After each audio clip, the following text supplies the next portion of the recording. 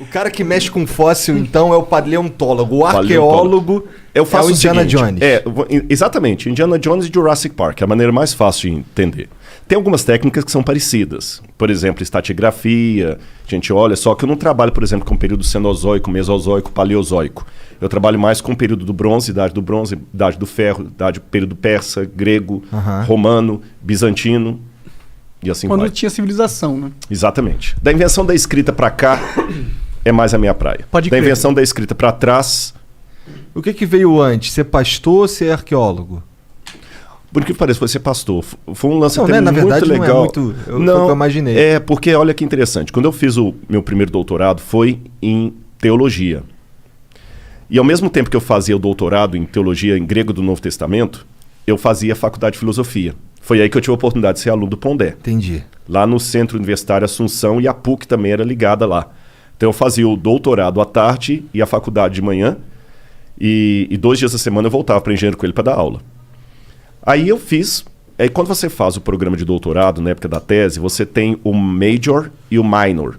Você tem uma área de concentração maior e uma menor. A minha maior era grego do Novo Testamento. A menor, eu escolhi arqueologia bíblica, mas por uma única razão. Eu falei, vai ser a minha única oportunidade de conhecer a Terra Santa. Aí eu fui para lá. Cara, quando eu cheguei lá, que eu vi a arqueologia, eu me apaixonei tanto pelo negócio. Aí escavei em Shahar Golan. E fiquei muito empolgado com a coisa. Aí comecei a fazer outras escavações, fui escavando, aí fiz um curso pela Universidade Hebraica. Depois eu fiz um pós-doc em arqueologia pela Andrews University, lá dos Estados Unidos. Depois eu fiz o outro doutorado em arqueologia na USP. E foi muito bacana. A primeira vez que eu fui para Jerusalém, quando eu estava voltando, eu lembro que tem uma frase que os judeus falam muito, que vem desde a época do cativeiro babilônico, Lashana Rabaa ve Yerushalayim, ano que vem Jerusalém. O cara falou, você vai voltar aqui? Eu falei, nunca. Porque voltar lá... Então, Cara, foi em 1998. Ano que vem Jerusalém, é aquilo tudo? Lashana, ano, né? Lashana Rabaa, ano que vem, e Yerushalayim, Jerusalém. Né? Estaremos em Jerusalém. Porque os judeus, quando estavam presos no cativeiro, e Jerusalém destruída, a esperança deles é que no próximo ano a Páscoa fosse celebrada em Jerusalém. Entendi. Então criou-se um lema. Eu falei, nunca. Voltar a Jerusalém é como Armstrong falar que é voltar à Lua. É uma vez só. Mas olha, Deus me abençoou tanto que nesse lance de ir para escavar e ser guia, eu consigo ir, porque embora eu não receba salário por isso, eu tenho a minha passagem da minha esposa garantida. Sim, você pode ir lá aproveitar as Você está entendendo? Exatamente. Eu vou para trabalhar. Porque o dia inteiro mostrando sítios arqueológicos e tudo, quando vai para escavar também, a universidade também ajuda nesse sentido e tal. Cara, eu já fui mais de 30 vezes. Da hora. Como que é uma escavação lá? Como é que funciona isso? Bom, é igual um filme, tem umas barraquinhas, tem e uns caras assim com as vassourinhas. Não, aí você não... Eu não sei que filme você está assistindo, porque filme que eu conheço de arqueologia é múmia andando, é nazista atirando em você, helicóptero, né? Então é assim. É assim, caralho? Cara, bem mais legal, Bem, né? mas não, né? Corre o risco de literalmente, a arqueologia é uma vida em ruínas. É o seguinte, você primeiro... você tem o sítio arqueológico, depende da grana também, porque Israel tem mais de 30 mil sítios arqueológicos mapeados. Caralho. Mas nem 10% está escavado, porque Israel é um país persona non grata onde ele está ali. Todo mundo é inimigo de Israel, com exceção da Jordânia e do Egito. Agora também tem relações diplomáticas com Bahrein, Arábia Saudita, alguma coisa assim tudo. Mas Israel ali sofre muito, então ele tem que gastar muito dinheiro para a segurança nacional do país. Então os arqueólogos dão aula no período letivo e em julho que escavam. Poucos sítios arqueológicos funcionam fora do período do verão, estou falando verão, hemisfério norte. Então você tem as quadrículas, e como é que você descobre que ali é um sítio arqueológico, por exemplo? Tem várias maneiras. Acidentalmente, a Vênus de Milo, por exemplo, foi encontrada porque o cara estava arando a fazenda dele e encontrou a Vênus de Milo. Sério, que o Brasil, jogada? Jogada, porque o Brasil é um Que país loucura. de história muito nova, 1500 para cá. Então qualquer coisa que tem 200 anos, antigão. Israel, Jerusalém foi construída e reconstruída, passou pelos cruzados, pelos mamelucos, pelos persas. Cidade que tem 2.000 anos, 3 mil e tantos anos. Cara, que loucura que a Vênus de Milo tava assim jogada. Era uma floresta, assim? Não, não era floresta, era uma fazenda mesmo. Isso não é anormal. Mas ela tava só parada no meio da fazenda? Não. Tava no chão. O cara foi fazer um buraco ali, soterrado, ele achou. Muitas. Mas quantos anos ela ficou soterrada lá? Isso é muito loucura, Mas fica, né, mano? isso é normal lá. Se você for, eu não sei se você já foi alguma vez à Itália, lá no Vaticano. Nunca fui. Não. Tem o Museu do Vaticano. E tem um museu ali cheio de estátuas. Tem a estátua do Laocoonte. Foi encontrada também numa fazenda, assim. Então o pessoal encontra. Às vezes um arquiteto, um engenheiro, está fazendo uma obra, encontrou alguma coisa. No Que Brasil viagem. acontece isso em menor escala. De vez em quando acontece. No Rio de Janeiro, os caras estão fazendo, encontraram uma coisa lá antiga. Então vem a gente aqui no Brasil chama IPEM, que é o Instituto de História daqui do Brasil. Lá é o IAA, Israel Antiquities Authority. Eles vão, então, mapeiam. Aí você pode ter uma arqueologia de resgate, que, olha, você tem 20 dias para limpar tudo. Ou você pode entrar com uma ação com o governo, pedir para mudar aquela plana, uma rodovia, por exemplo, que é muito importante que encontrou ali. Aí faz as quadrículas, escava, depois cobre, volta no verão seguinte e escava. É um trabalho meticuloso. Como que escava isso aí? Tem várias maneiras de escavar. Mas geralmente você faz as quadrículas, então imagina como se fosse um grande tabuleiro de dama. Cada um fica dentro da sua quadrícula e vai escavando, não é fazendo buraco não, você vai ter que descer no nível por igual. E vai percebendo a estratigrafia. Porque o que acontece? Vamos supor que aqui, eu vou bagunçar um pouquinho o seu negócio aqui. Fica à vontade. Vamos supor que onde está o livro aqui fosse uma cidade. Tá. Dessa cidade bonitinha, construída, veio a ação do tempo, terremoto, guerra, destruição, abandono, o pessoal abandonou. O pessoal na época não tinha trator para fazer uma terraplenagem como hoje, ou terraplanagem. Aí você vinha e constrói outra cidade por cima. Repete o mesmo processo. Guerra, ação do tempo, Como eles terremoto. constroem por cima? Eles não reformam, eles jogam terra, sobem o nível e constroem por Exatamente. cima? Joga terra, constrói por cima. Isso eu estou falando há Entendi. 3.000 anos atrás, 3.400 anos atrás. Construiu uma outra cidade. Aconteceu a mesma coisa. Veio ataque, guerra, abandono, botaram fogo e tudo. Veio um outro pessoal, construiu outra cidade. Depois eu arrumo de novo os escudinhos. Não, Fica fica à à vontade. vontade. O que acontece com o passar do tempo? Você vai formando uma colina de camadas arqueológicas. O que está mais embaixo é mais antigo, o que está em cima é mais novo. Aí que vem um lance que pouca gente sabe. O grande dilema do arqueólogo é que para descobrir o passado tem que destruir o passado. Vamos supor que essa segunda camada Faz aqui sentido. seja do período grego. E aqui em cima eu tenho do período romano.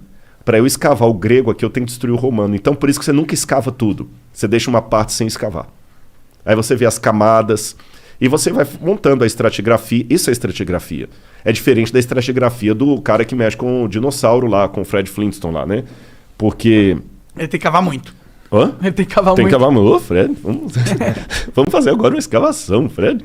Calma, Nanico. Sabe quantas coisas que eu gostava também? Era imitar desenho animado, né? Então, o que acontece? Nesse processo aí, o camarada vai mexer com paleozoico, cenozoico, é ver o osso do dinossauro ou não. É construção humana. Então, pela cerâmica local, carbono 14, que você usa no material orgânico, você vai datando os estratos. E fala, isso aqui é um período tal, isso aqui é o período X, o tipo de cerâmica. E vai escavando, pegando as peças, leva para o museu e vamos recontando a história, uma história em fragmento. Entendeu? O passado da humanidade é um quebra-cabeça de 10 mil peças, 9.500 foram para o Beleléu. No Gênesis tem a idade dos patriarcas. Tanto fulano viveu tantos anos, tirou fulano, Beltrano. Quando você faz aquela conta da idade dos patriarcas, mas há divergências, porque tem o Gênesis escrito em hebraico, tem uma versão dele para o grego que dá uma diferença nos números ali. Pequena, mas dá. Mas dá em torno de um pouco mais de 6 mil anos, desde aquele período ali até hoje. Números aproximados, tá bom? Aí o que acontece? Então a Terra tem 6 mil anos. Quando você cruza isso com o paleontólogo que fala assim, não, tem milhões de anos, isso que parece uma estupidez, uma tonteria, mas vamos com calma.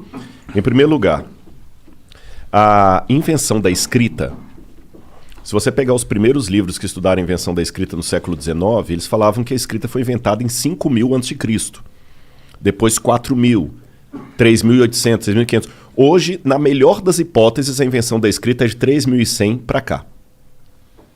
Você entendeu? Então, de história escrita mesmo, eu tenho em torno disso aí.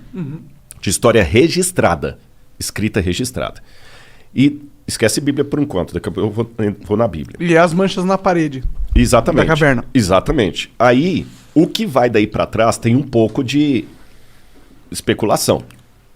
Mas vamos devagar. Deixa eu falar da questão do crente. Teve um bispo chamado Asher, que ele fez as contas dele lá e ele colocou até a data e a hora da criação de Adão. Adão foi criado, acho que no dia 21 de outubro de 4004 a.C., 3 horas da tarde, de uma sexta-feira. Porra, o cara é foda. Aí muita gente pegou isso e popularizou e tudo mais, mas se você perguntar para o Rodrigo, é impossível saber um negócio desse. É impossível saber. Qualquer datação histórica que passa de 1400 a.C. para trás, isso eu posso responder como crente ou como descrente. Ela começa a ficar especulativa. Porque quando eu falo para você que a 18ª dinastia foi mais ou menos no século XV a.C., com base em que eu estou falando, você pega as dinastias egípcias, que estão ali, tem a Pedra de Palermo, você tem Heródoto, você tem... E vai cruzando pelos faraós e tem uma ideia mais ou menos.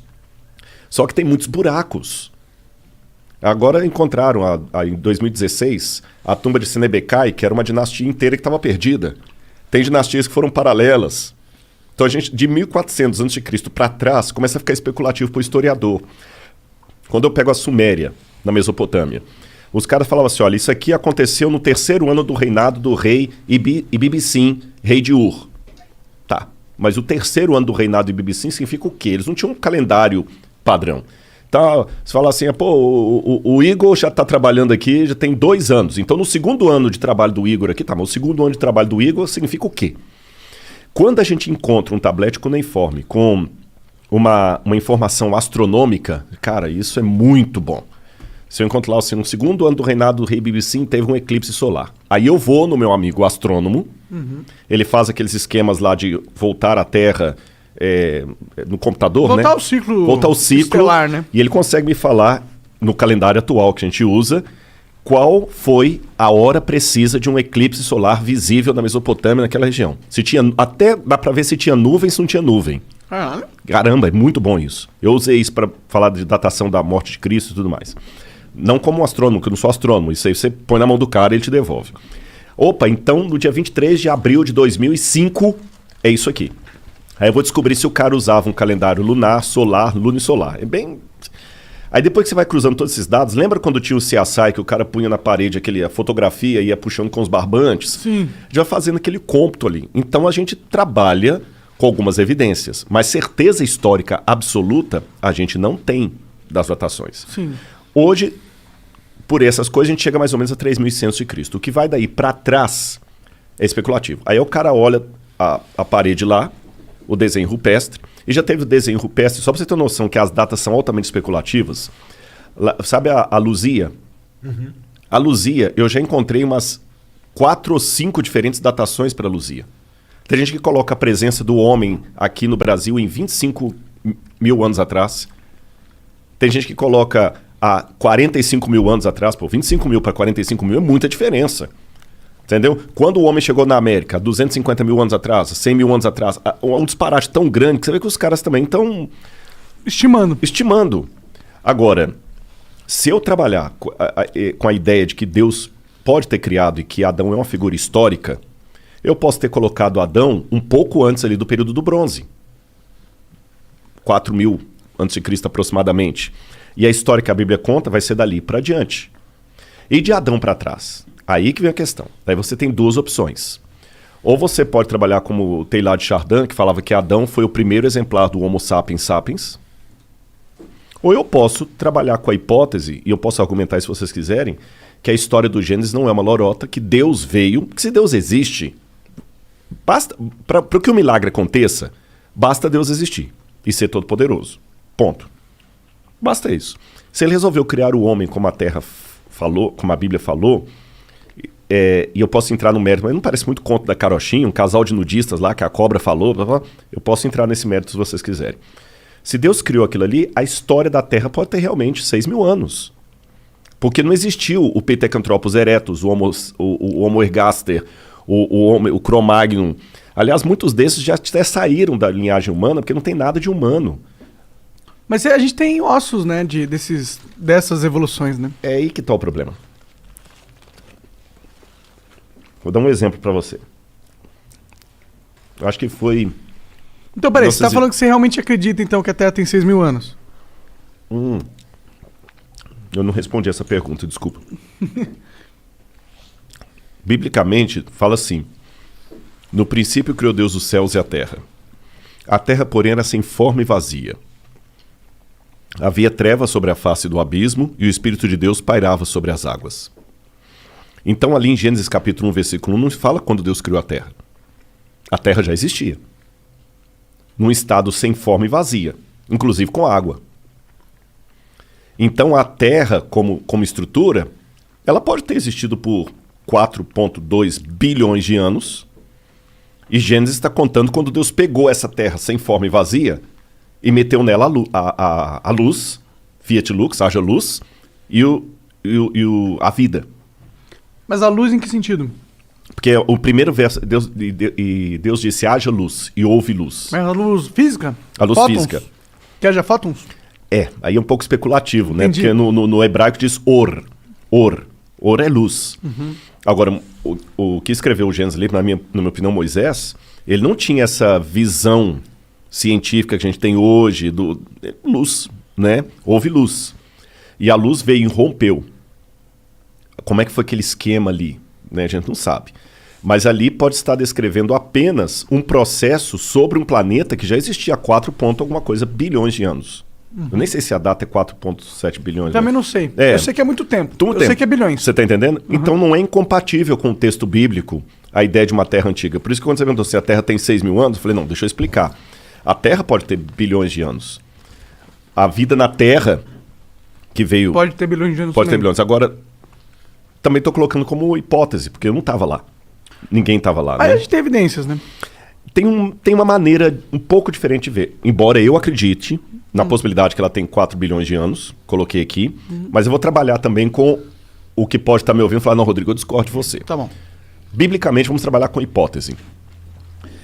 Você sabe que existem processos de envelhecimento não naturais que podem trazer, numa situação muito rápida, o que num processo natural demoraria tempo.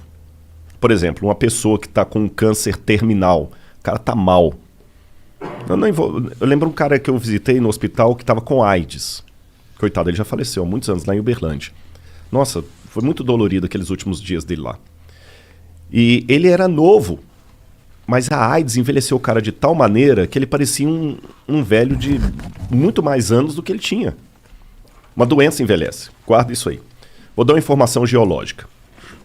Enquanto a gente está conversando aqui, esse prédio, que tem os estúdios aqui de vocês, ele está entrando em deteriorização.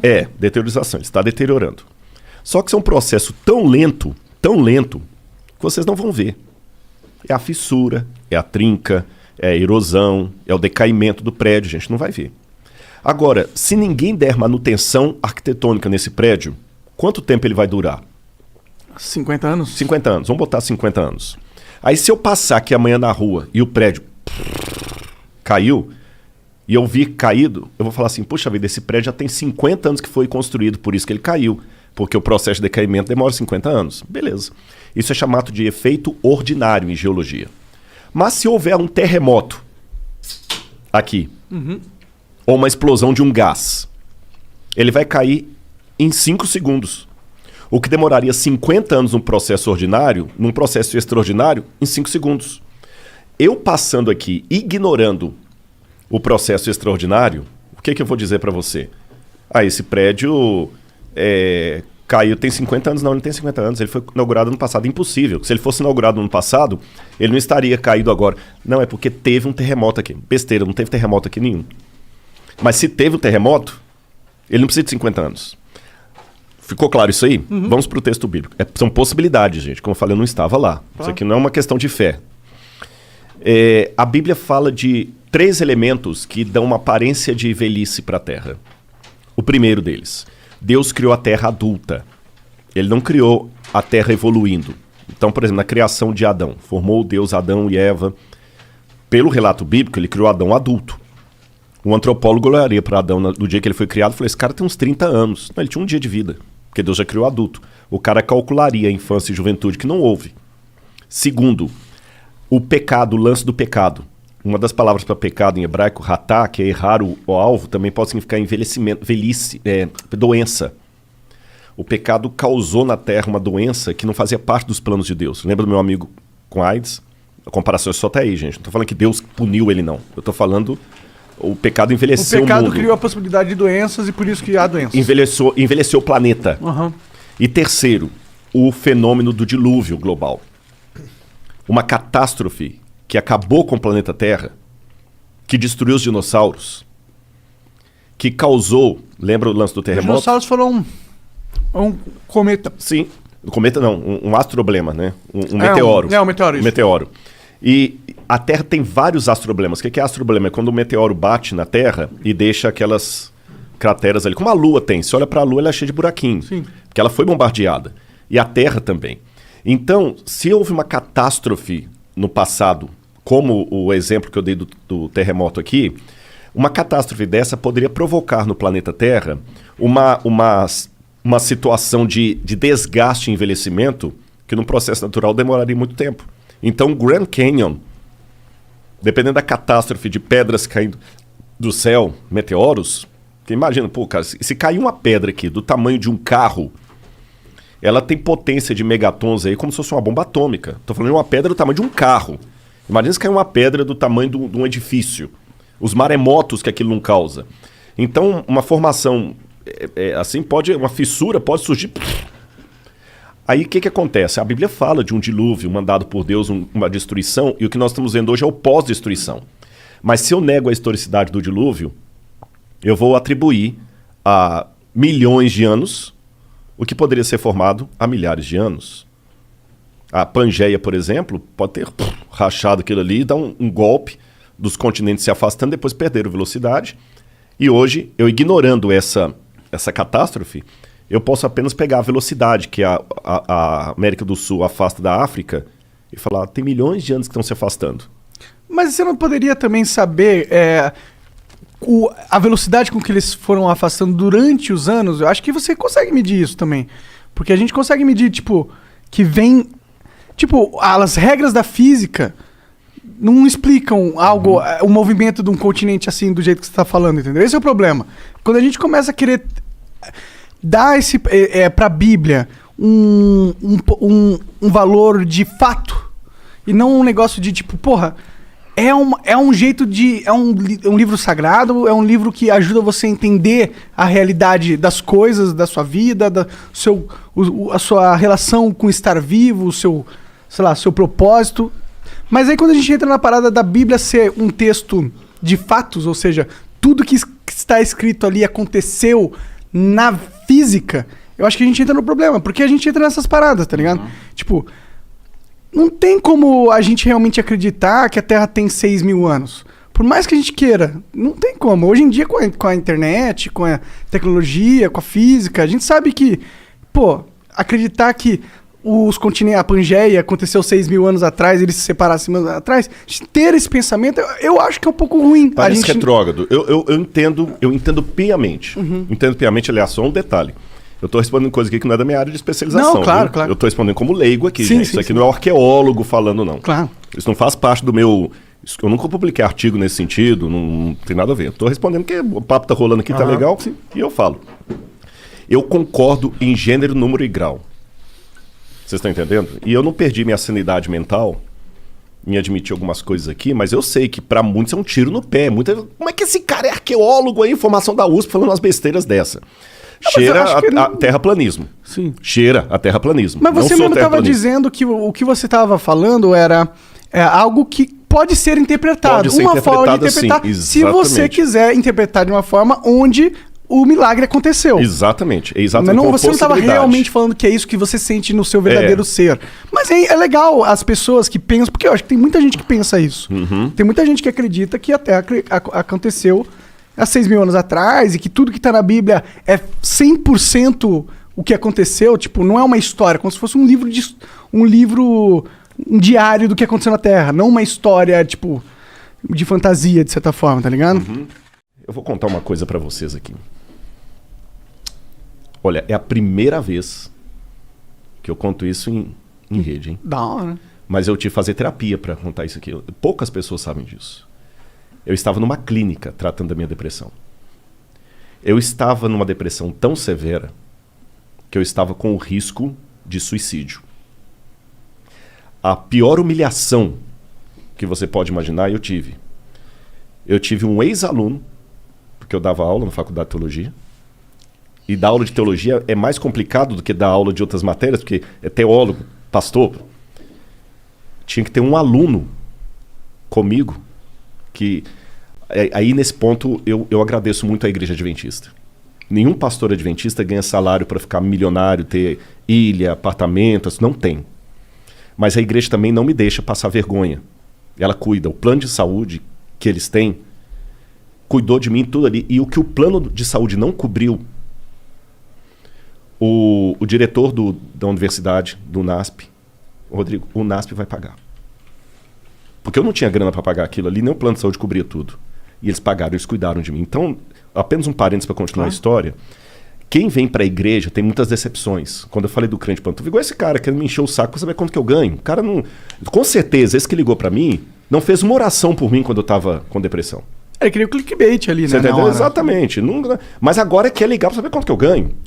Você tá entendendo? Não quer saber, não. Ele quer confirmar, porque já fez uma pesquisa. Sim. Do YouTube e Dá tal. para estimar quantas pessoas fazem no canal. Tudo. Então, quer dizer, é muito chato, sabe? Quando eu precisei, se eu olhasse religião por alguns, eu não passaria na porta de nenhuma igreja. Mas também, graças a Deus, eu aprendi, não sou oculista, mas eu do olho, eu não vou ficar olhando a remela. Que teve muitas pessoas na igreja também que me apoiaram. Então teve gente que me fritou, porque a igreja não é o paraíso.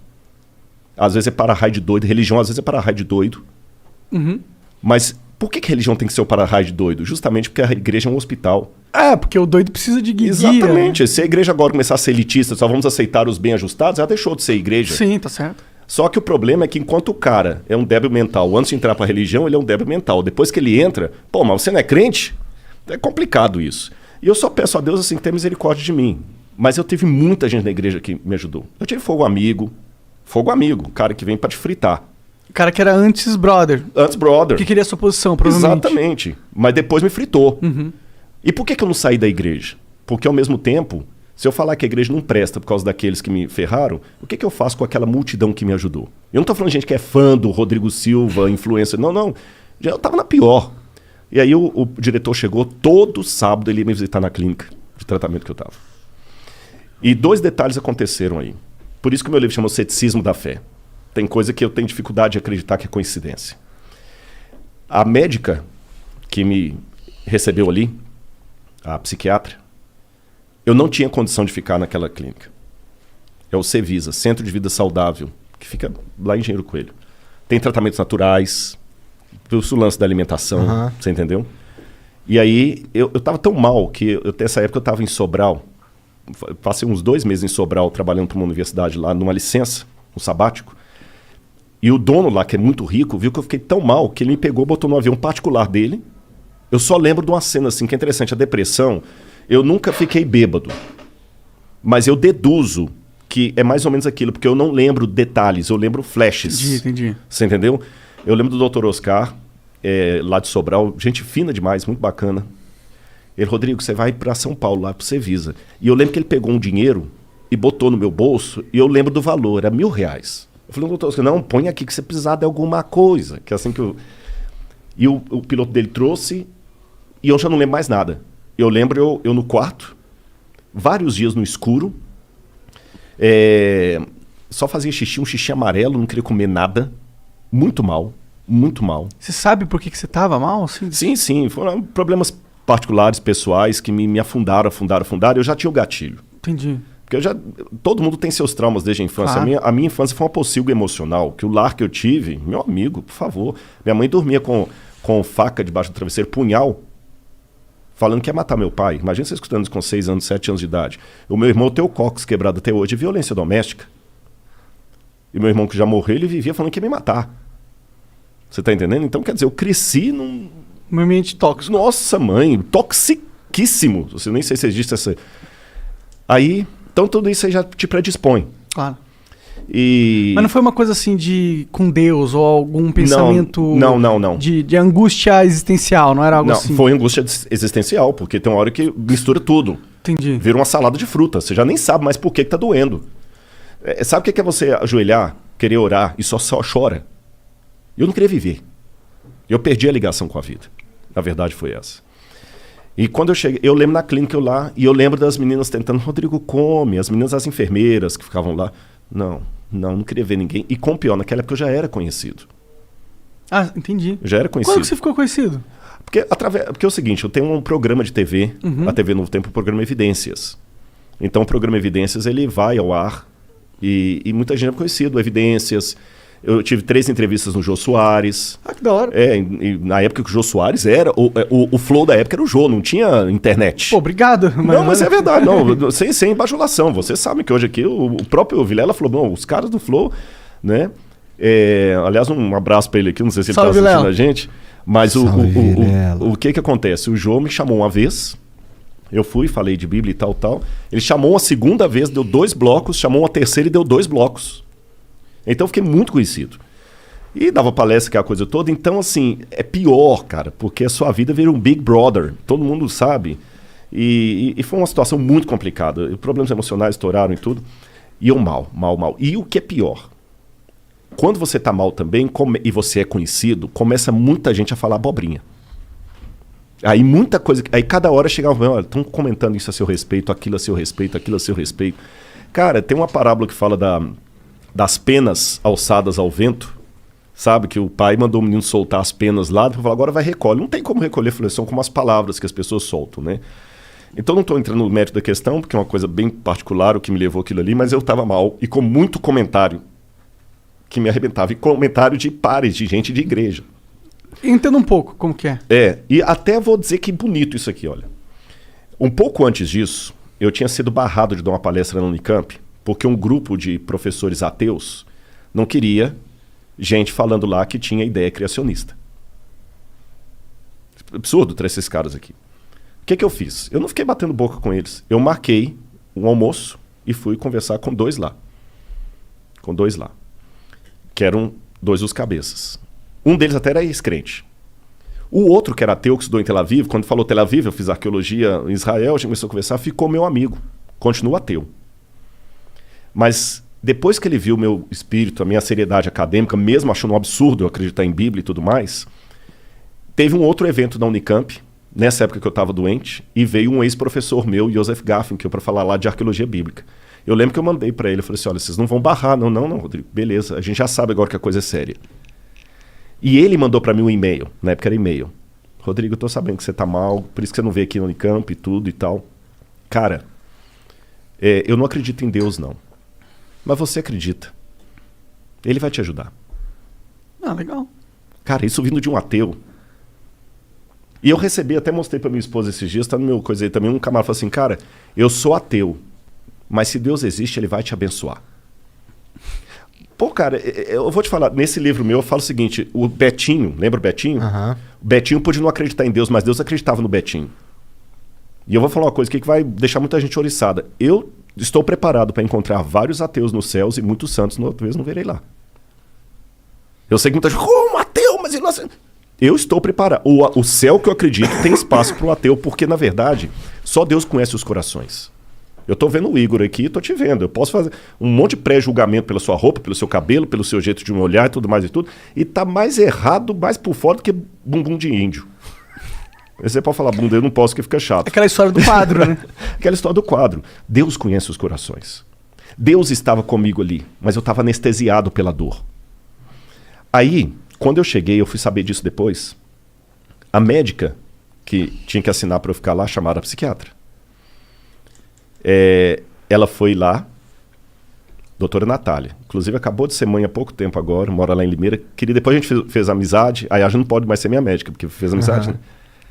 Ela nem me conhecia. Ela não me conhecia.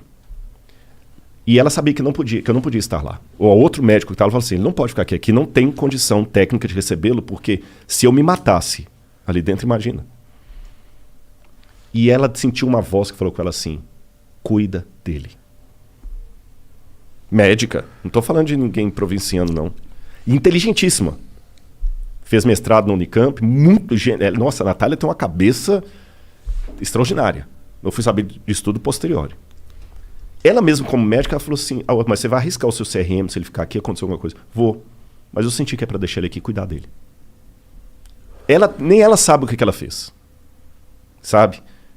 Ela assinou e eu fiquei lá. Ela responsabilizou. Eu tava lá em tratamento. Mal. Um belo dia eu ia fazer uma besteira. Tu planejou? Planejei. Tô contando isso pela primeira vez aqui. Eu peguei uma corda, botei na mochila, saí do quarto. Lá tem um lago muito bonito. Eu ia fazer uma bobagem. Eu não estava ateu. Não. Não. Mas tem um sentimento pior do que o do ateísmo. O nada. O abandono. O abandono. Sentia que Deus tinha te abandonado? É. Você tá entendendo? Porque você descobrir que você é órfão porque sua mãe morreu na gravidez é diferente de descobrir que ela tá viva, mas te jogou no lixo e alguém te achou. Sim. Aí é melhor ser ateu.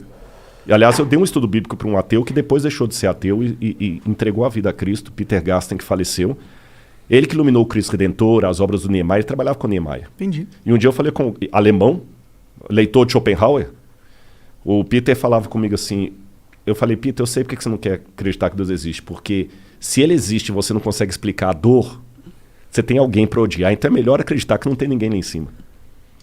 Só que para mim tinha, e por alguma maneira ele tinha me abandonado. Nesse dia eu ia acabar com tudo. Quando eu desci lá no lago, eu resolvi despedir da vida. E eu falei com ele muito bravo. Falei, olha, eu sei que eu errei na minha vida, o senhor não é culpado de tudo, mas eu fracassei. O senhor tinha talvez muita coisa para mim, mas desculpa. Eu pisei na bola. Fiz porcaria. Na hora que eu estava assim, chegou uma das enfermeiras, sentou do meu lado. Lembro como se fosse hoje. Oi, amiguinho. Eu lembro até a roupa que ela estava. Ela estava com aquelas calças que vai até o... Porque, eu vou explicar porque que eu lembro da roupa. É que vai até o tornozelo aqui, chinelo de dedo. Tudo bem, amiguinho? Eu falei assim, não, por quê? Não sei se você que me diz, porque Deus mandou eu vir aqui que você está precisando de mim. Está precisando dele. E a mesma coisa que a médica falou, ele mandou eu cuidar de você. O que tem nessa mochila? Agora eu vou contar o bastidor da história. Essa enfermeira, ela estava no plantão dela. Que lá tem a clínica e tem a casa de alguns funcionários solteiros que é ali dentro. Ela sentiu na hora uma voz dela falando assim, desce agora lá no lago, porque o Rodrigo precisa de você, vai agora. E a voz ficava como empurrando assim, sabe? Vai agora, incomodando, vai agora, vai, desce. Aí ela pegou, gente, mas que é isso? Não posso ir lá no lago, eu tenho plantão aqui, eu tenho que... Vai agora. Ela falou, tá bom, eu vou. E ela ainda tinha um problema ainda, que a chefe dela estava querendo um motivo para mandar ela embora. Então ela falou, se a minha chefe me ver deixando o plantão aqui, descendo lá pro lago, vai sobrar para mim. Mas tá bom. Aí ela chamou uma amiga dela, falou, me cobre aqui que eu tenho que dar uma saída. A amiga, tá bom. Aí quando ela foi descer, não. Você vai pro quarto, vai trocar de roupa, vai botar essa roupa e vai descer a paisana. Eu falei, gente, eu não posso. Se eu atravessar aqui, a chefe me viu, eu tô lascado. Vai agora. E dando ordem mesmo assim. Quando ela chegou, eu tava lá no lago. Eu sou cético demais para acreditar que isso é coincidência.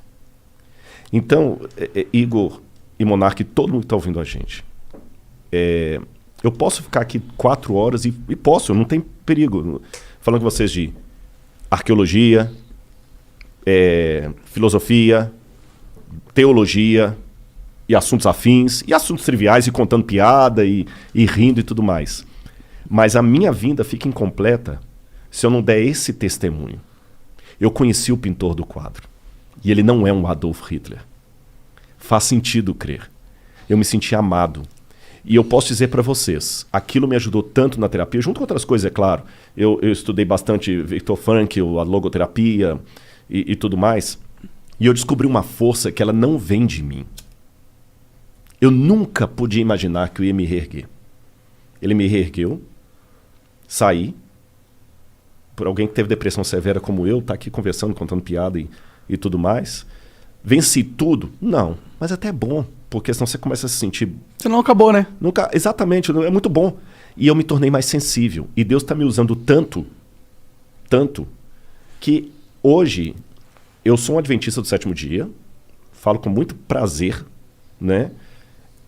Mas eu já não limito mais o meu leque de conversas e diálogos dentro do meu... Todo mundo sabe que eu acredito. Mas, ao mesmo tempo, eu estou aqui.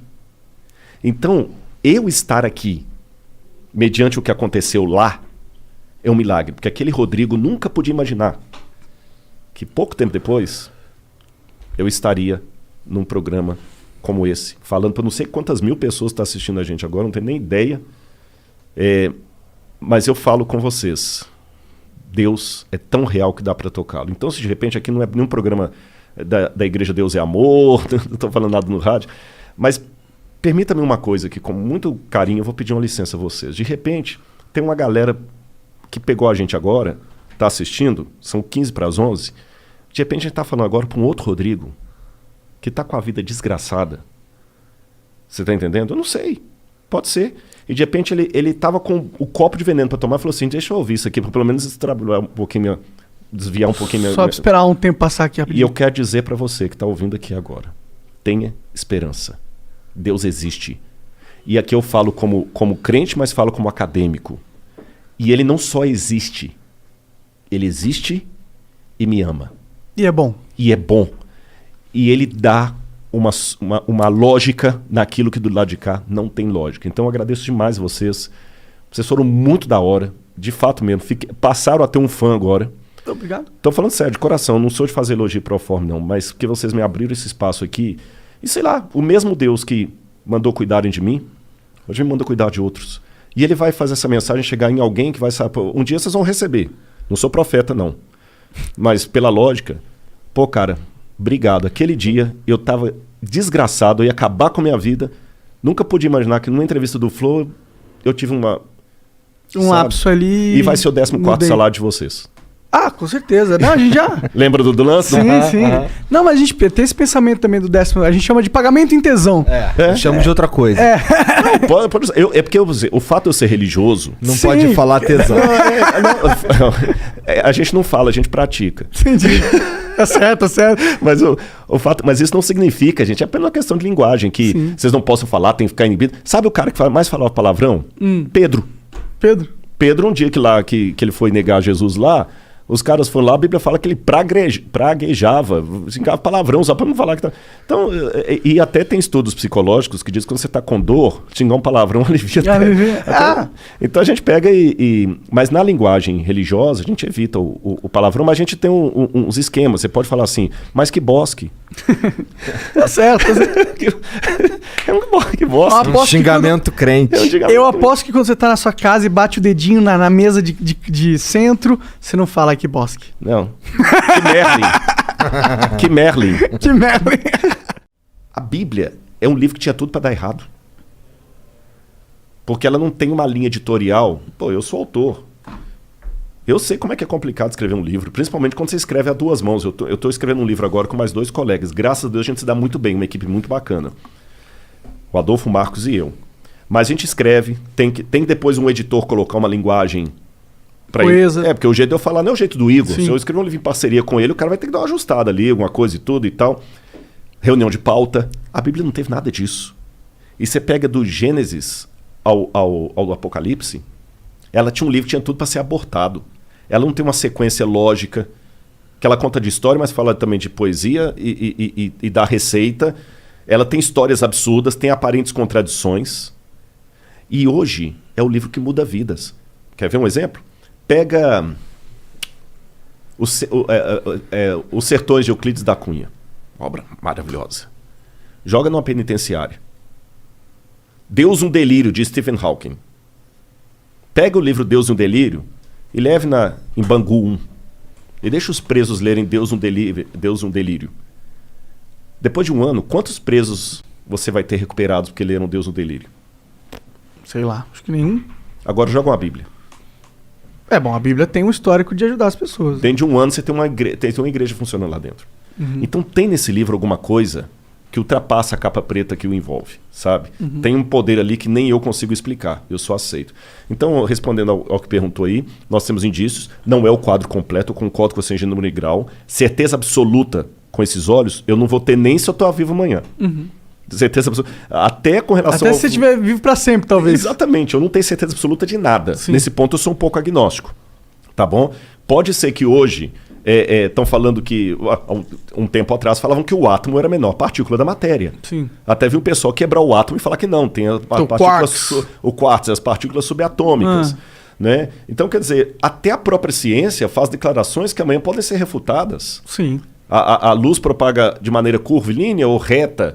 Então, muita coisa vai mudando. Então, até na ciência, eu nunca tenho certeza absoluta de nada. Sim. Então, eu trabalho com verdades provisórias e evidências. E dentro dessas verdades provisórias e evidências, eu vejo lógica para a historicidade bíblica, que, por sua vez, sustenta a mensagem que ela apresenta. Caralho. O Teolocast mandou aqui, salve, salve família. Rodrigo Silva, acompanho seu trabalho há quase 20 anos. Se não me engano... Então não era eu não, que sou mais novo.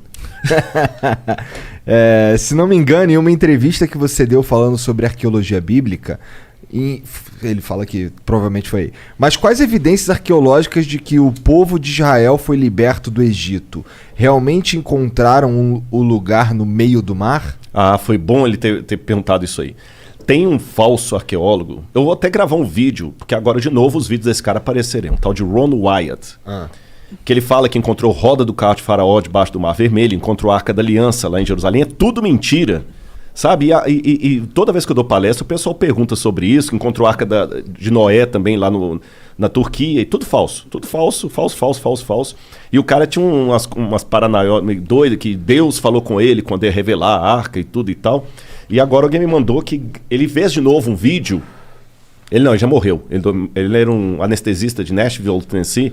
E fizeram um vídeo agora bem feitinho e tudo e tal, e já tá com mais de 1 milhão de visualizações. Então, sobre o que esse vídeo é? Esse é sobre o achado da Arca de Moisés, a Arca da Aliança. Mas é tudo falso. Entendi. Você entendeu? Não tem nenhum arqueólogo com diploma mesmo que endosse o cara. Entendi. Não tem um. Bom, então, isso aí tudo é falso. Esquece esse negócio de roda de carro. Eu tive no Eiba, no lugar lá. Eu sei que é tudo falso, os lugares que ele fala. Lá em Nueiba tem uma coluna levantada lá que ele fala que foi Salomão que ergueu para marcar o lugar da travessia. Aquela coluna é romana, gente. Não tem nada a ver. Então o cara é todo furado. Entendi. Todo furado. Mas quais são os indícios de que Israel saiu do Egito? Em primeiro lugar, lembra aquilo que eu falei. A história passada é uma história fragmentária. Eu até dei o exemplo aqui. Como se fosse um quebra-cabeças de 10 mil peças. Faltou no monte, faltou na maioria. Então, assim, não é só história, arqueologia bíblica, não. Isso vale para a arqueologia da Grécia, a arqueologia de Roma. A biblioteca de Roma se incendiou nos anos 60, não 1960, na época de Nero. Depois você teve também a queda da Biblioteca de Alexandria, em 691. Depois você teve em 1453 o incêndio da Biblioteca de Constantinopla.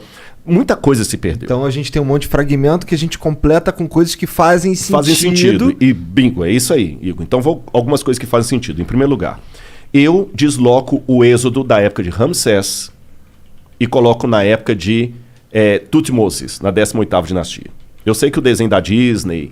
aliás, foi até uma crítica que eu fiz na Record lá e eles aceitaram que na novela Os 10 Mandamentos o faraó era o Ramsés. Eu falei, tá errado. Cronologicamente falando, o faraó tem que ser alguém da 18ª dinastia. Então é lá que eu tenho que buscar as evidências do êxodo.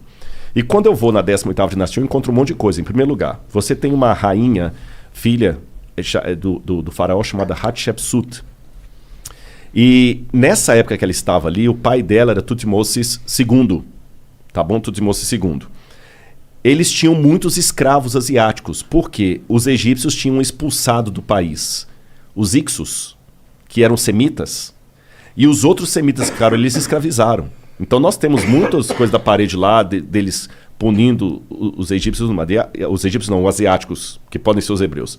E a Hatshepsut, quando ela queria ter um filho dela no poder, no trono, mas ela nunca teve. Então tudo indica que ela adotou uma criança. E a Hatshepsut, ela até se proclamou faraó para não deixar que o filho do marido com a amante assumisse o poder.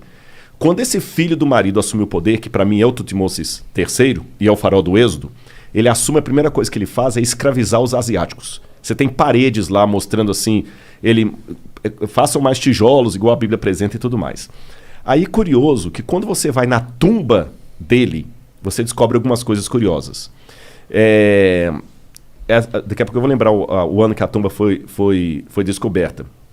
ela tem na parede o Amduat, que é a oração que o egípcio faz para as passagens da alma no mundo dos mortos, no barco solar, até Osíris e voltar.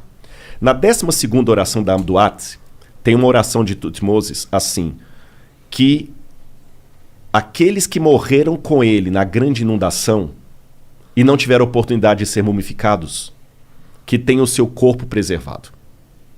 Porque eles morreram na grande inundação por seguirem a sua carne. Estranho, né? Não tem inundação no Egito, não chove. Não chove, só chove lá em Alexandria, mas aqui embaixo não chove. Que inundação é essa? Uma inundação que matou o exército de Faraó e está registrado isso lá. Outra coisa curiosa é que quando descobriram Loré, que descobriu a tumba dele, quando abriram, o sujeito que está mumificado ali não pode ser o Tutmoses, porque ele morreu com 60 e poucos anos, e o sujeito que está ali tem 20 e poucos anos. Alguém foi colocado no sarcófago no lugar dele. Entendi. Dá a entender que a múmia dele morreu, talvez, naquela afogamento que tem ali. Uau! Não pode ser o Êxodo? Aí você tem o papiro de Pulver. O papiro de Pulver, esse livrinho meu, Escavando a Verdade, eu vou mostrar para vocês, eu fiz uma tradução do papiro de Pulver. O papiro de Pulver, que hoje está na biblioteca de Leiden, na Holanda, ele traz uma coisa muito interessante que parecem ser as pragas do Egito. O papiro de Pulver, ele conta aqui, inclusive isso aqui é a parte do Tutmoses, do cara batendo nos escravos que eu falei. E o papiro de Pulver, eu vou ler para vocês aqui, olha, um pedacinho das pragas. Deixa eu ver aqui. Bom, eu vou mostrar a foto aqui e vou citar o papiro de Pulver para vocês. Tá. Ele fala assim, Deus Horus, por que as tragédias se abateram sobre o Egito? Por que o Nilo virou sangue? Por que o Nilo virou sangue? Por que as trevas estão em todas as partes? Por que os animais estão morrendo no campo sem que ninguém os recolha? Isso está no papiro. Está no papiro. Por que os filhos dos nobres estão morrendo de causa inesperada? E por que os escravos saíram do país para o festival do Deus deles e levaram o nosso ouro no seu pescoço? Tanto as pragas como o fato dos hebreus irem embora e levar o ouro Está tudo no Êxodo. Tô dando apenas 2 pinceladas aqui. Faz sentido. Ele chegou, começou a escravizar os caras ficaram putos, entraram em guerra, mataram todo mundo. Mas o papiro de Pulver não é Bíblia. Ele tá na Bíblia? Não, o papiro de Pulver não é Bíblia. Não é Bíblia? Não é Bíblia. É um documento egípcio. Pode crer. E você tá entendendo? Então eu tô pegando a história da Bíblia contada por um documento fora da Bíblia. Os painéis ali, de Tutmoses III. Até o nome de Moisés faz sentido nisso, porque na 18ª dinastia, eles tinham muito costume de pegar a palavra Mes ou Mose, em egípcio, significa nascido de. E eles acoplavam o nome nascido de ao nome de uma divindade. Então você tinha, por exemplo, Mose, nascido do deus o deus da lua. Tutmoses, nascido do deus Tot, o deus escriba. E o nome do hebreu, Moses, Moshe, em hebraico. Nascido de. De quem? Parece que quando ele entregou para o deus hebreu, ele tirou a divindade egípcia. Então até o nome dele é um nome egípcio. O livro do Êxodo tem várias palavras que vêm do egípcio. Não são palavras hebraicas. A palavra para papiro é egípcia, a palavra para Nilo é egípcia. Tem um monte de palavra egípcia. Então, eu só estou dando umas 3 ou 4 gotas aqui para ver que nós temos evidências acadêmicas que apontam para o Êxodo. Aí, o que é o êxodo exatamente? A forma é quando os hebreus saíram do Egito, exatamente. Entendi. Que na verdade a palavra êxodo vem do grego, porque a Bíblia foi traduzida para o grego no 4º século a.C. Então, exodos, rodós é caminho, rodoviária, roda, rodovia. Saído de. Rodós, exodus, caminho afora. Aí acabaram dando nomes gregos para os livros da Bíblia. Por isso que veio o nome Êxodo. Agora aqui eu quero apresentar para quem está nos ouvindo uma diferença. Pode ser que alguém tenha um professor de história e fale assim, esse Rodrigo está louco. Ele está louco. Mas só que tem uma diferença. Eu tenho muitos nomes da academia que concordam com o que eu estou falando. Da historicidade. Por que ele ia achar que você está louco? Eles são necessariamente crente? São. Muitos. Por que eu estou colocando isso? Por que o Ron Wyatt não merece o mesmo... Porque você não tem nenhum acadêmico com doutorado, que dá aula, que faz pesquisa, que fala o Ron Wyatt está correto. Mas você tem muitos acadêmicos que falam que o que eu estou falando está correto, está cheio de nota de rodapé. Eles produziram coisas que a ciência acredita e que comprovam certas teses. Ou comprovam, ou que baseiam, ou que ajudam, evidenciam. Exatamente. Então, assim, eu tenho muitas notas de rodapé nos livros que eu uso. Sim. Você está entendendo? Na Universidade Hebraica, professores, trabalho sério. A Universidade Hebraica, onde eu fiz o curso lá, desse tamanhozinho, saíram vários prêmios Nobel dali. Agora, o que eu estou colocando aqui para vocês é o seguinte. Muita gente talvez está surpreso com as minhas declarações, não é porque elas são anticientíficas. É porque, infelizmente, a academia é tão dominada pelo... Eu sei que eles odeiam quando se fala isso, mas existe um ateísmo metodológico que quando alguém apresenta evidência de Deus, parece que o cara está sendo terraplanista. E não é bem por aí. No caso, eles não apresentam... Isso não é nem evidência de Deus, de certa forma. É a evidência que a Bíblia conta passagens que realmente aconteceram. Mas só que aí tem uma coisa importante. Aí eu tenho que pular para a teologia para responder isso. Não existe a arqueologia do Bhagavad Gita. Bhagavad Gita é o livro sagrado dos hindus. Não existe? Não. Por uma razão muito simples. Eu dei o exemplo do Bhagavad Gita, mas eu podia falar do livro dos Vedas, eu podia falar do Tao Te Ching, do taoísmo, do Zendavesta, do zoroastrismo, podia falar até do Alcorão. Esses livros, de uma maneira geral, eles não se preocupam com a historicidade do fato. O Bhagavad Gita, por exemplo, ele conta a história de Arjuna e Krishna numa batalha. Só que se você chegar para um hindu e falar o seguinte, mas e se o Krishna for uma lenda? Não muda nada a minha vida. Só que a Bíblia, ela tem uma audácia. Perdão, uma audácia literária diferente. A Bíblia coloca tudo ou nada.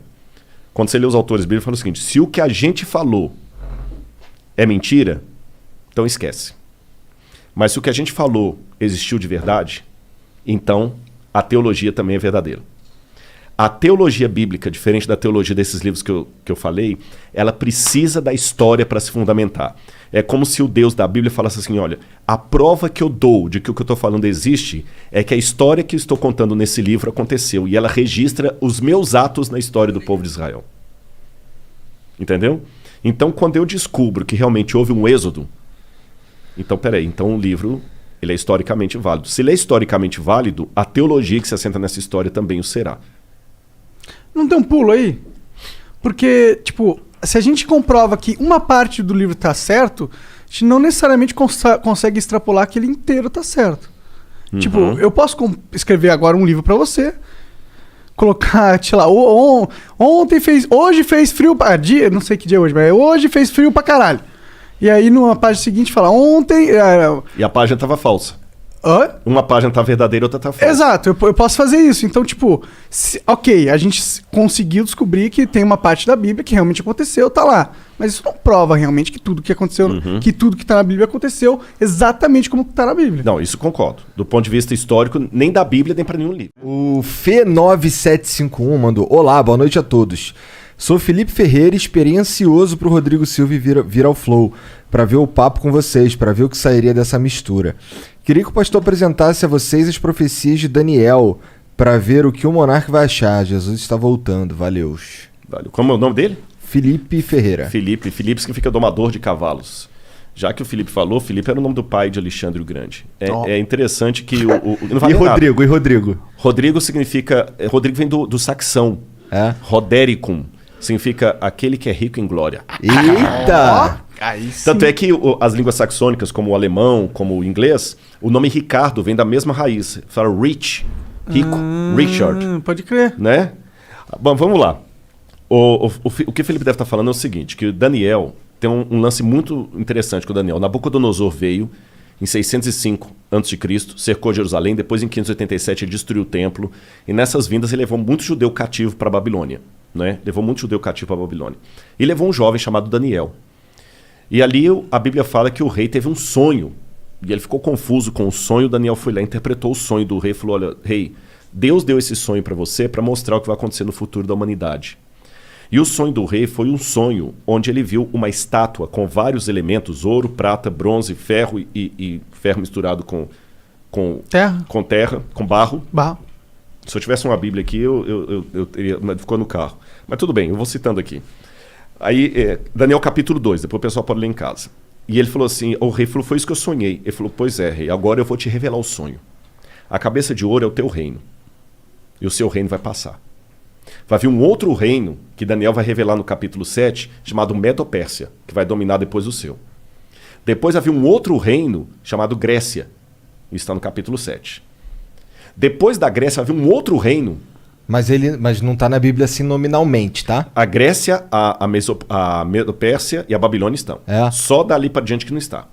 Tá. Estão as características. Aí vira uma... É porque o livro da Daniel... Mas já existia naquela época esses países? Não, 606 a.C. é só a Babilônia.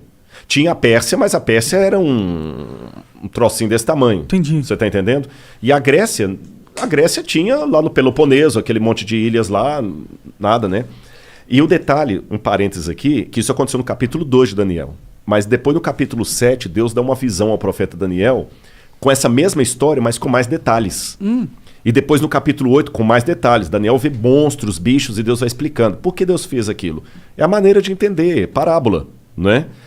E Deus vai dando detalhes. Aí Deus fala o seguinte, como são as características? Eu estou pegando igual Daniel 2 e 7. A Babilônia vai passar, o reino que virá da Medo-Pérsia, ele será forte por um lado e fraco por outro. Ele terá duas forças. E realmente foi a junção da Média e da Pérsia, Dario e Ciro, que destruíram a Babilônia. Quando fala da Grécia, fala da Grécia de um único rei que ia dominar o mundo, mas ele mesmo se autodestruiria. E quando ele se autodestruísse, na sua força quebrou-se-lhe o poder, 4 reis iam surgir dele. Aí quando você chega no período da... Aí você tem então 606 a.C. a Babilônia. Em 538 a.C. veio a Medo-Pérsia e destrói a Babilônia, igual Daniel falou. Em 331 a.C., Daniel já tinha virado farinha, vem o filho de Filipe, Alexandre o Grande, da Macedônia, e começa a fazer as conquistas gregas. Igual a profecia falou. Entendi. E Alexandre o Grande, ele só ia conquistando e não voltava, conquistando e não voltava. E como é que Alexandre morreu? Ele se autodestruiu praticamente, porque ele morreu em 323 a.C., com 33 anos de idade. Aí tem algumas versões, alguns acham que ele contraiu febre tifoide na Índia, outros acham que ele resolveu beber uma taça de vinho para cada ano da vida dele. Eu sei que na sua força ele se quebrou. O reino de Alexandre não foi dominado externamente por ninguém, ele mesmo morreu. E ele não deixou descendente, porque ele tinha um filho com Roxane que foi morto. E aí, o que aconteceu depois da morte de Alexandre? Lembra a profecia? Depois que esse rei se quebrar, vão vir 4 no lugar dele repartindo o reino. O reino de Alexandre é repartido entre seus 4 generais. Cassandro, Seleuco, Lisímaco e Ptolomeu. Igualzinho a profecia falou, e Daniel já tinha virado farinha aí. Daniel é 606, estou falando em 331 a.C., traz para frente. Aí falou que depois que esses 4 divisões se sugeria, aí viria um reino que dominaria todo mundo com mão de ferro. E ele duraria muito tempo. E vai falando das perversidades. Aí quando você pega quem substituiu ali depois dos 4 Diódoros de Alexandre, Roma. E fala detalhe por detalhe de Roma. Aí quando fala dos pés em ferro com barro, fala o seguinte, esse último reino será o último reino da Terra. Ele não será um reino mundial como os anteriores. Assim como ele tinha uma parte em ferro e uma parte em barro, esse reino será um reino dividido entre nações, onde ele terá, por um lado, a força do ferro, por outro lado, a fraqueza do barro. Durante muito tempo, essas nações tentarão se unir por acordos, contratos e casamentos. Mas assim como o ferro não se mistura com o barro, eles não se unirão. Aí quando você continua estudando a história geral, o que acontece em 476 d.C.? Cai o Império Ocidental Romano. E ele é dividido entre as tribos bárbaras que atacaram Roma e que viraram os países da Europa Ocidental hoje. Que durante toda a história da Europa ficou fazendo o quê? Tentando se unir. Através de casamento, por exemplo. Dom Pedro I era filho de Carlota Joaquina. A esposa dele era princesa da Áustria. Tá certo? A Rainha Vitória chegou a ser chamada de vovó da Europa, porque ela tinha parente em todo lado. Lembra que o que casou com a Elizabeth agora, ele era de sangue alemão e estava na Grécia. A Europa toda tem parentes e eles não conseguiram unir a Europa. O que Napoleão tentou? O que Carlos Magno tentou fazer? Unir a Europa, e não conseguiu. O que Napoleão tentou fazer? Unir a Europa, não conseguiu. O que Adolf Hitler tentou fazer? Unir a Europa e não conseguiu. Mercado como europeu, unir a Europa e não conseguiu. Agora o Brexit. A Europa Pensou Rachou no de Shionim, novo. rachou de novo. E a profecia falou que esse reino seria um reino dividido até o fim, quando então virá uma pedra do céu, que é a volta de Jesus. Eu dei um panorama assim rápido, sabe? Então acaba com o cometa.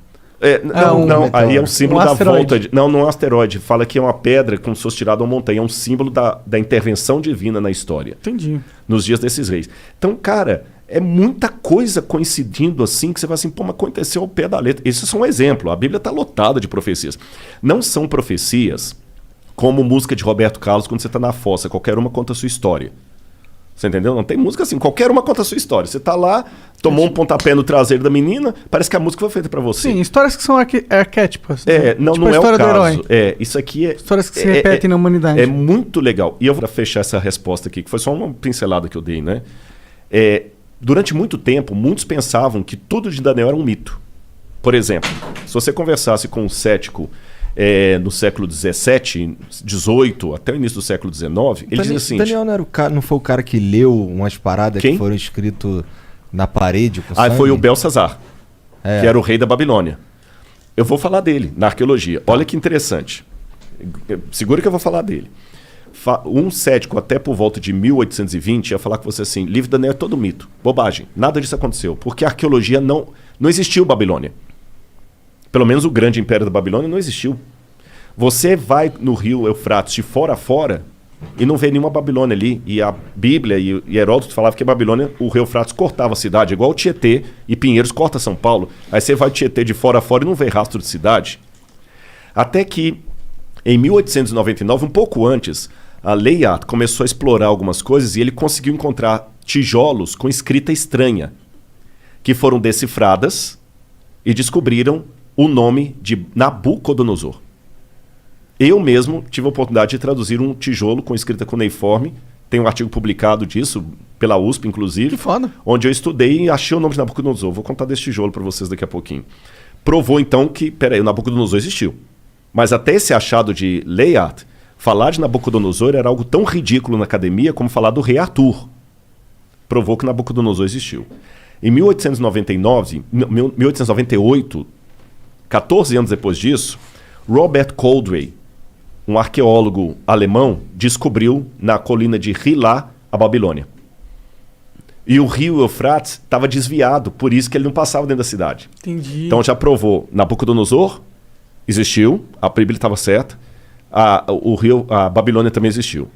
Aí, depois descobriram, quando decifraram a escrita cuneiforme, o neo-acadiano, a lista dos reis da Babilônia. Aí veio o Belsazar.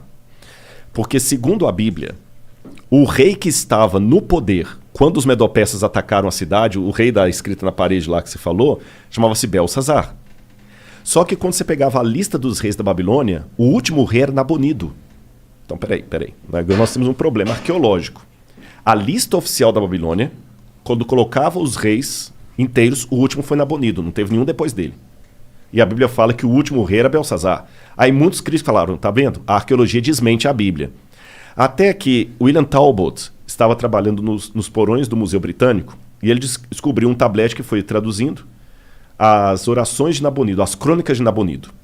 E lá nas orações de Nabonido, ele pedia aos deuses, ao deus Marduk, que protegesse o seu filho primogênito, Bel-Uru-Achar, que é Belsazar. Aí o Talbot, caraca, bicho, o Belsazar da Bíblia existiu. Mas mesmo assim os críticos falaram, calma, isso não prova que a Bíblia está correta, porque a Bíblia coloca Belsazar como o rei da Babilônia. A única coisa que a arqueologia provou é que existiu um filho do rei chamado Belsazar. Só que mais tarde descobriram outro pedaço de tablete. Quando eu falo tablete cuneiforme, é aquelas pedacinhos de argila com escrita. Sim.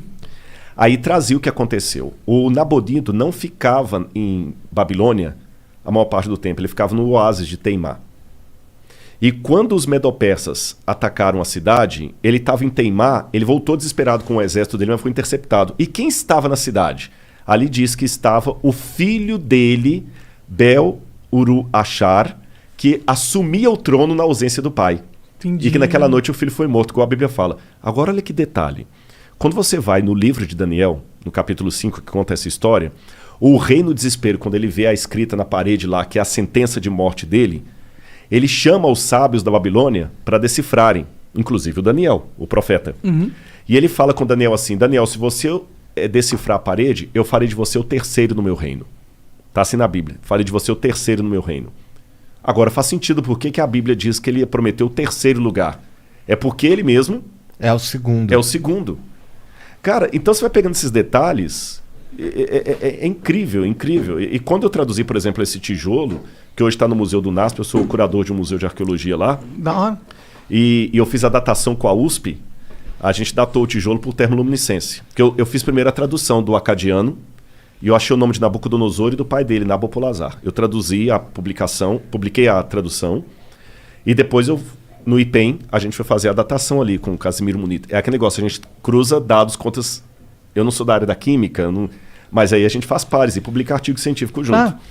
Aí, quando fizemos a datação, a data da USP de termoluminescência deu 300 anos antes de Cristo para o tijolo, que eu traduzi. Da hora. Mas não foi da hora, sabe por quê? Não, porque Daniel era de 600 e pouco. 600. Ah. Eu tô com um hiato de 300 anos aí. Entendi. Aí eu, quebrando a cabeça, o Casimiro falou, não, Rodrigo, calma, não fica desesperado, não. Aí é a hora do cara explicar a área dele, que você não conhece. Aí o Casimiro me explicou assim, doutor Casimiro Munita, do IPEM.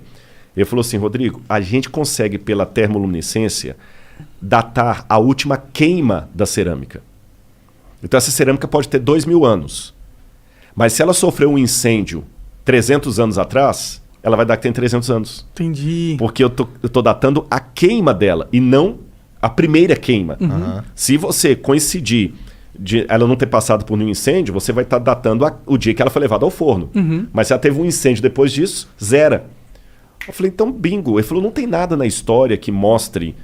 Eu falei, bingo. Aí eu lembro que por estudar as profecias de Daniel, eu fui estudar bastante as conquistas de Alexandre, e Alexandre colocou fogo no templo de Eságuila, na Babilônia, e depois manda reconstruir. A gente deduz que foi Alexandre. Alguns têm a dúvida se foi o Alexandre ou se foi o Ptolomeu, que botou fogo, não Lisímaco, corrigindo, que botou fogo no Entemenac. Isso foi 300 anos de Cristo. 300 anos de Cristo. Então eu falei, bingo. E o único prédio da Babilônia que foi incendiado e por isso reconstruído foi o templo do Entemenac. Você está entendendo? O único. Aí eu falei, então agora eu sei, a data que eu tenho é a data do incêndio da época de Alexandre. E agora eu sei, dentro da Babilônia, de onde veio esse tijolo. Dentro do templo. Aí eu fiquei emocionado, gente. Vou falar com vocês por quê. Porque aquela inscrição que eu traduzi era uma inscrição pública. É igual você tem na Flow, que estava na parede ali embaixo e tudo, é uma inscrição pública, né? E aquela inscrição pública estava no templo do tesouro do Nabucodonosor. E a Bíblia fala que quando ele levou os utensílios de Jerusalém para lá, para humilhar os judeus, e para lembrar o início da nossa conversa lá do podcast lá atrás, que eu falei que Jeremias falou, Deus vai trazer os babilônios, porque vocês não estão obedecendo a aliança, Deus vai tirar a proteção dele, já que vocês estão procurando outros deuses. O Daniel viu os utensílios sagrados do templo sendo levados pelos babilônios lá para a Babilônia. E segundo a Bíblia, guardados na casa do tesouro do Deus. É provável que esses tesouros ficassem dentro do templo do Entemenac. Porque o Nabucodonosor dos babilônios, eles tinham o costume de fazer uma espécie de museu, antes dos museus, de guardar artefatos de espólio de guerra dentro do templo. Pode crer. Então Daniel leu com os olhos dele aquela inscrição que eu traduzi. Ah, pode crer. Agora ele leu com que espírito? Humilhado. Imagina, tudo que você tem de mais especial. Se você for religioso, aquele crucifixo que a sua avó te deu, que fez o catecismo e tudo, sendo colocado lá de qualquer maneira lá... Com um espólio de guerra. Espólio de guerra. Ou então vamos supor que aqui no programa vocês têm algumas coisas legais, que falam assim, pô, isso aqui a gente guarda com carinho, porque isso aqui foi o primeiro prêmio que a gente ganhou e tudo. Sim. Aí você vê um negócio colocado lá, banalizado, te dói o coração. Daniel estava humilhado. Ele passou na porta do Entemenac e ele viu isso. E ele leu aquela inscrição. Eu sou Nabucodonosor, que foi o que eu traduzi, rei da Babilônia, provedor dos templos de Eságuila e Êxida. Daniel deve ter feito perguntas similares às que eu fiz quando eu estava com a depressão. Onde está Deus? Tem o Salmo 139 que diz, às margens do rio da Babilônia, nós nos assentávamos e chorávamos lembrando de Sião. Aqueles que são mais antigos que eu devem lembrar de uma música antiga, né? On the rivers of Babylon... É uma música dos anos 70, 80, The Rivers of Babylon. Eu não manjo. Mas é uma música legal. Depois o pessoal dá uma gulgada, eles vão achar. E essa música fala desse salmo que os judeus compuseram. Mas foi uma música pop, foi uma música de rock. a dor deles por estarem na Babilônia. No Salmo fala assim, os que nos levaram presos pediram que nós cantássemos alguma música da nossa cidade, da nossa pátria. Mas como nós podemos cantar a música da terra com o nosso templo destruído? Então Daniel estava arrasado, igual eu estava lá no Cevisa. Daniel leu aquela inscrição como um símbolo de humilhação. 2.600 anos se passaram. Aquela inscrição, por um golpe de sorte, não sei, entre aspas, foi encontrada por um brasileiro lá no Iraque, quando trabalhava na Mendes Júnior em construção civil. Olha lá. Esse brasileiro ia passear nas ruínas lá, e via aquele monte de pedra, fez amizade com um soldado lá, futebol, Pelé. Cara, deixa eu levar um souvenir pro Brasil. Pega o que você quiser. E ele escolheu, no meio do monte de monturo lá, esse tijolo, porque tinha uns desenhos legais. Chegou no Brasil e falou, o que eu vou fazer com isso? Vou jogar isso fora. Aí a mulher dele falou o seguinte, não joga fora não. Doa isso pro professor Paulo Barbosa, ele é professor da escola adventista lá, de história, ele pode usar, que doou. Esse professor Paulo ficou com essa pedra uns 30 e tantos anos. Ele até morreu, esse professor. Quando foi um dia, ele foi visitar o museu do NASP e ele viu alguns tabletes com inscrição cuneiforme. E eu estava no museu nesse dia. E eu falei, eu tenho lá em casa um tijolo com esses desenhos. Eu vou doar para vocês. Que legal. Cara, eu fiquei, sabe? Como é que é? Quando eu fui à casa dele, eu peguei o tijolo na mão, assim, com os desenhos. Se você colocar aí, se não for abusado sua boa vontade, se você colocar assim, tijolo babilônico Rodrigo Silva. Vai aparecer uma foto do tijolo aí no... Internet tem tudo, né, cara? Hoje em dia é só clicar. Aí o que acontece? Eu peguei aquele tijolo, quando eu falei, professor, isso aqui não é desenho, não, isso aqui é inscrição cuneiforme. Ele falou, aí o que tá escrito isso aí? Eu falei, não dá para escrever. É esse aqui, ó. Esse aqui, ó. Eu falei no ex-ateu, graças a Deus. Eu nem sabia disso aqui, não tem nada a ver com isso. Um ex-ateu Blogspot. Eu nem sei quem é, viu? Mas é esse tijolo aqui, ó. É esse aqui, ó. Ali, eu não sei se o pessoal de casa vai ficar tão nítido das fotos, que às vezes não dá, né? Não, mas ele sabe que a gente pesquisou. Pesquisou, né? Então ali aquela primeira... Parece um asterisco. Parece. Se lê Dingir em acadiano. Dingir. Dingir é um epíteto de um nome divino, mas ao mesmo tempo com o nome de um rei, logo em seguida. Aí você tem essa língua silábica, ela não é alfabética. Aí você lê Dingir, Nabucodonosor, Lugal. Lugal é rei em acadiano. Bom, antes de entrar na tradução, eu lembro que quando ele colocou o tijolo no meu colo, falando que era desenho, eu falei, professor, isso aqui não é desenho, isso aqui é escrita. Aí ele falou assim, então lê para mim o que ele tá falando. Não dá para ler igual você lê a Folha de São Paulo, pô. Não... Eu leio isso aí, mas eu não sou professor de acadiano. É que quando você faz arqueologia, a gente estuda um pouco de egípcio, acadiano. Aí tu sabe o que é e daí tu leva mas exatamente. Aí você vai pesquisando, vai traduzindo aos poucos. E tem muita língua que você até estudou, mas se você não está falando, você esquece. Tem muita coisa que eu esqueci. Egípcio, eu ainda dei aula de egípcio na faculdade, mas acadiano eu nunca lecionei. Mas eu falei, mas eu posso decifrar. Pô, aí peguei meus dicionários lá, meus léxicos e tudo, e consegui decifrar. Então ali tá... Eu sou Nabucodonosor, Lugal, rei de Acadê, Babilônia, rei da Babilônia, provedor na segunda linha dos templos de Êxida e Eságila, que é justamente o outro nome do Entemenac, aqueles templos lá. E embaixo fala filho, aí tá borrado, porque quando eu fiz a tradução, eu mandei para professores de Harvard, da Andrews, de Budapeste, que são realmente, os caras são os bocas em acadiano, para ver se eu não fiz bobagem, né? E eles confirmaram. E um professor de Budapeste acredita que onde está borrado aqui, que eu não consegui traduzir, seria filho primogênito de Nabopolassar, Lugal, Acadê, rei da Babilônia. E... Esse símbolo aqui é igual aquele lá, não? Só que aqui você lê Acadê. Lá é Dingir, aqui é Acadê. Você entendeu que é o nome da cidade? É porque o sumeriano ele traz os símbolos e dependendo de onde está ali na frase, a sílaba é outra. Que viagem. Nossa, deve ser um inferno ler isso. Não, mas é legal. Aí eu sei que eu peguei o tijolo, traduzi, publiquei, porque a gente tem um negócio chamado currículo Lattes, que você precisa de vez em quando botar um... É igual o Instagram, tem que botar uma fotozinha lá, senão o pessoal não pode o Instagram dos inteligentes. Aliás, eu vou aproveitar aqui, vou pedir o pessoal do Instagram, eu deve ter com uns quase 300 e tantos mil seguidores. Podia verificar a gente e também. Não verificar, você também não? Já vou verificar o Rodrigo e o Flow. Eu não a Laura tenho... falou que como assim 1 milhão e não sou verificado? Eu não sou verificado no Twitter, o Flow também não é, por aí vai. Isso deve ser algum complô da NASA para não permitir que as verdades do Flow cheguem... Eu vou explicar bem o que é. existe um esquema onde agências vendem verificado. Dinheiro. Eu também tô achando que é isso. Porque Não, é isso. É isso. É isso.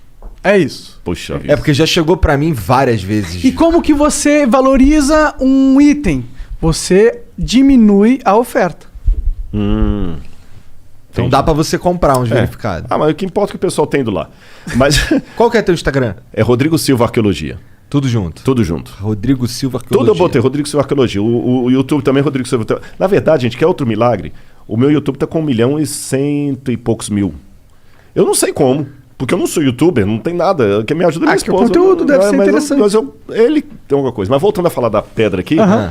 eu sei que eu peguei, consegui, eu dou a pedra, coloquei lá no museu. E Que tamanho é essa pedra, mais ou menos? Mais ou menos assim, ó. Entendi. É o tijolo. Eu tô falando pedra, mas deixa eu corrigir, é um tijolo. Tô ligado. Parece uma pedaço de uma parede. É, porque era um pedaço realmente, só que ele tá quebrado ali, vocês viram, Sim. né?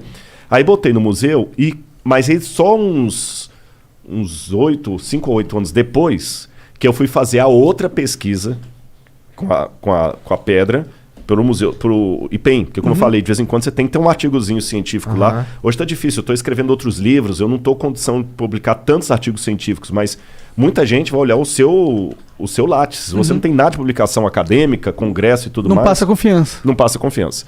Mas então, de vez em quando eu tenho que botar alguma coisinha lá. Então eu peguei e publiquei com a USP a datação. Foi aí na datação que completou o quebra-cabeça. Veio de Esagla. Aí agora sim, e mesmo sendo acadêmico, eu dei o espaço para o romantismo. A possibilidade matemática de Daniel ter passado na porta daquilo ali e lido aquela inscrição, eu não tenho como provar, Sim. mas ela é grande.